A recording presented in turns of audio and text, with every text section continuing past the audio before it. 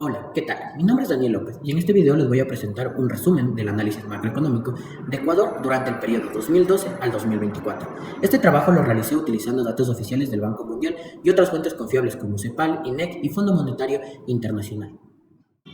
Comencemos. Ecuador es un país ubicado en América del Sur, con capital en Quito. Tiene un sistema político democrático presidencialista y desde el 2000 adoptó la dolarización estadounidense como moneda oficial.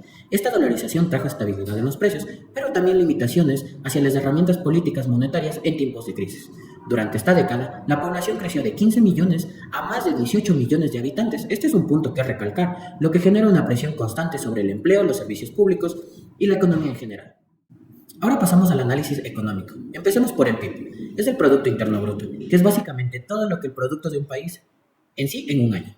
En valores corrientes, es decir, sin ajustes por inflación, el PIB ecuatoriano pasó de 5.634 millones de dólares en 2012 a 6.737 millones de dólares en 2023.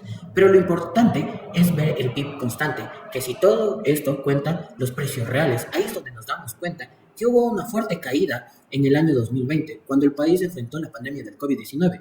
La economía cayó en un menos 10.3%, la mayor contracción de la dolarización. En los años siguientes hubo una corriente en la cual, si bien es cierto, no fue demasiado, sí hubo como una mejora. Por ejemplo, en 2021 el PIB creció al 8.6%, en 2022 al 5%, pero en 2023 toca tomar en ojo eso. Hubo una densa aceleración apenas del 1.1% debido a factores como la inestabilidad política y un contexto internacional complejo. ¿Qué pasó con los precios e inflación? Bueno, durante este periodo Ecuador mantuvo una inflación bastante controlada. Por ejemplo, en 2020, en plena pandemia, la inflación fue casi nula, incluso negativa, de un menos 0.34%. Esto es lo que llamamos deflación y ocurre cuando la gente consume menos y los precios caen. Luego la inflación subió un poco, pero se mantuvo bajo comparada con otros países. Por ejemplo, en 2022 tuvimos una inflación del 3.47% y en 2023 eso se redujo a una estabilización en 2.22%. Este control de precios se debe en parte a la dolarización, pero también es una demanda interna que todavía no se ha recuperado en su totalidad. Ahora, hablemos del empleo. La tasa de empleo general en Ecuador fue relativa bajamente entre 2012 y 2019, rondando entre el 3 al 4%, pero en 2020, con la pandemia, se disparó totalmente en 6.1%. En el grupo más afectado fue los jóvenes entre 15 a 24 años. Una tasa de desempleo llegó hasta el 11% y también hubo una brecha que marcaba entre hombres y mujeres. ¿Esto qué quiere decir? Por ejemplo, en 2020 el desempleo de mujeres fue del 6.1%, mientras que en hombres fue del 4.6%.